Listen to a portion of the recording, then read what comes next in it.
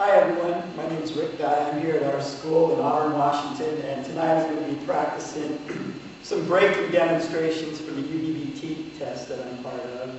And I'm going to start with some boards, I'm going to do some bricks, and I'm going to move up to a coconut. I've never done a coconut, so I'm kind of pushing myself tonight to learn something new.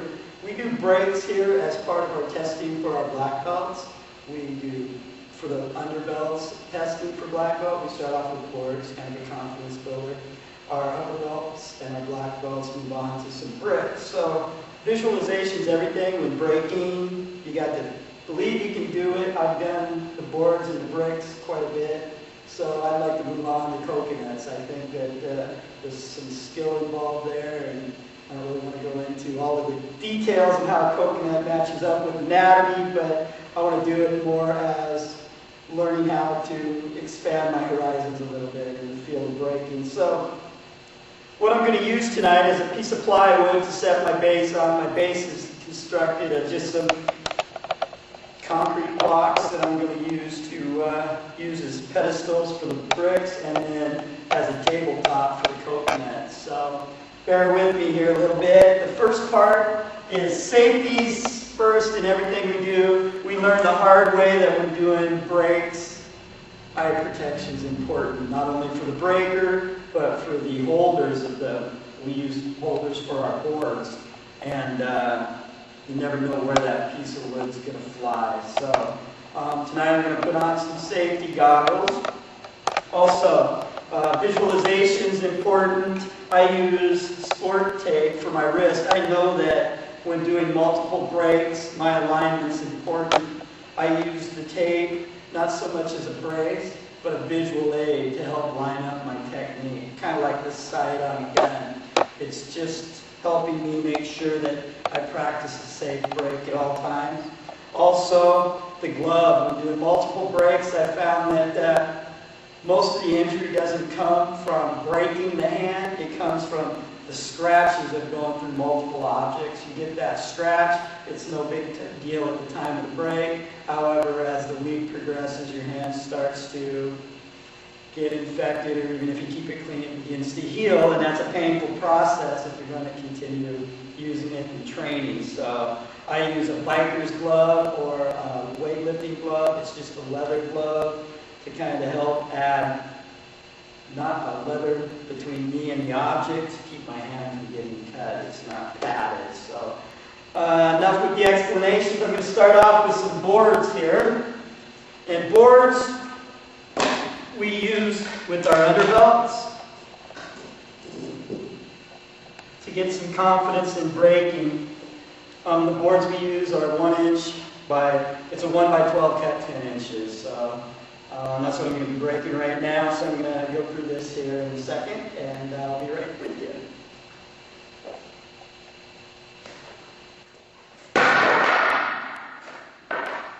So, with braking boards,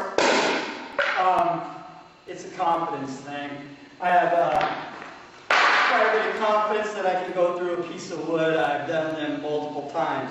Bricks, little different story. Depending on the brick, they have personalities sometimes. So, just when you think you have life figured out, it throws you a curve. So I'm going to try and line this up here and do a palm strike through a brick. It's a patio brick. It's basically 16 inches long. It's a 1 inch brick. It's typical patio block. So that's what I'm going to start off breaking here. So I'm going to try and get this lined up. The object for maximum power is to keep, for me I found, is to keep the wrist, the elbow, and the shoulder in alignment. So when braking, don't push, don't focus all the way through so far that you throw yourself on the ground. You want to focus. I find, depending on the kind of brake I want to do, if I want to actually go through multiple bricks, then I'm going to put my focus a little bit farther through the initial brick. But right now, when I line it up, I want to make sure that I'm hitting the edge of the brick, not the center of the brick. I find that just it works better for me. I don't know if there's any real one way is better than the other, but I found over the years that attacking the side of the brick or the board seems to work better for me than trying to punch directly into the center. It's that whole PSI theory. So I'm going to line this up and away we go here. So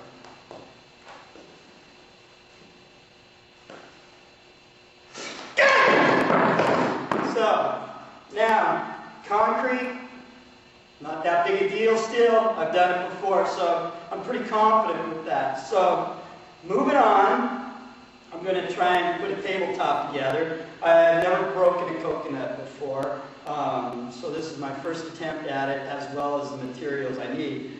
I'm trying these blocks out as opposed to cinder blocks that we've used in the past because I've broken most, just like I went through that. So the force of the coconut may shatter the table that I was using with the support. So I'm moving up to something a little bit more heavy duty here. So the only other thing I'd like to add before I set up is building the atmosphere a little bit, dramatic effect, actually visualizing, knowing you can do it, and there's different ways to stimulate that. And I find that working out to music helps with the videos and the whole dramatic effect, building the energy in the room. So I'm going to pause this for a second while I set up for the coconut break. Thank you. All right, I'm back. I've set up the table. I put the concrete blocks together. I'm going to use the same brick I broke, or not the same one, but the same thickness. Right now, I break the coconut on for alignment. I want the brick pretty easy, so it's at the proper height.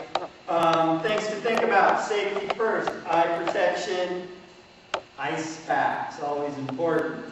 Other things, liniment for the hand. If you're going to strengthen the hand, you get bruising to your hand, find a good liniment or an ointment that you can keep the hand clean with that helps with the bruising.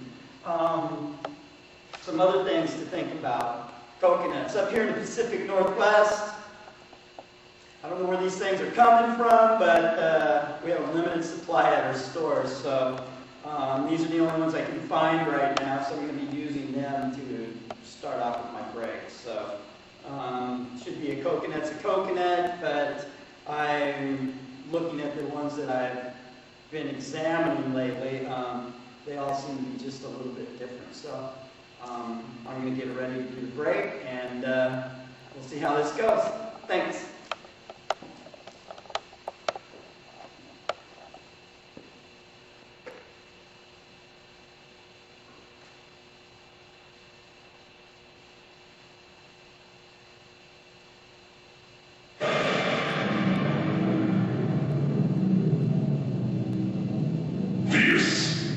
What is fierce?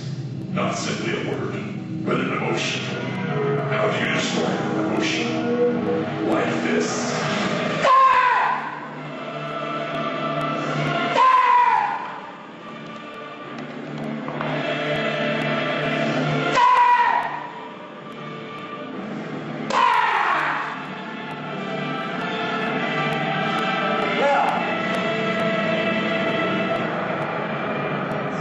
Workout starts now. Obviously, they're pretty thick. For my first attempt, I think it went smashingly. Always room for improvement. Just like anything, you just keep going until you can do it. I would like to thank Master Kalos and the rest of Team 4 and the ones who have come before us to push me to new heights and new limits, to try new things, from YouTube videos to practicing coconut breaks. So hopefully I'll get this down and I can incorporate a coconut break into my testing. The form that I'm going to be practicing for my test over the next 1,000, 2,000, 3,000 repetitions is named after, it's an Ishnaru form, Sun Tzu, and it means strong man, and it was the grandfather of the master, the founder of the Ishnaru system, who's, as the story goes, broke coconuts with his elbows. I'm not quite there yet, but I think tonight was a success. So thank you all, and Merry Christmas, and God bless. Thank you.